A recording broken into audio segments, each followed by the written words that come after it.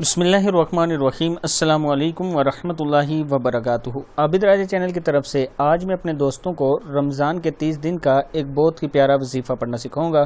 اس سے پہلے میں اپنے تمام دوستوں سے گزارش کروں گا کہ اگر آپ نے ابھی تک میرے چینل عابد راجہ کو سبسکرائب نہیں کیا تو ضرور کر لیں تاکہ ڈیلی آپ تک اچھی ویڈیو پہنچ سکیں۔ تو سٹارٹ کرتے ہیں آج کا لیسن۔ بسم اللہ الرحمن الرحیم۔ رمضان 30 دن کا وظیفہ۔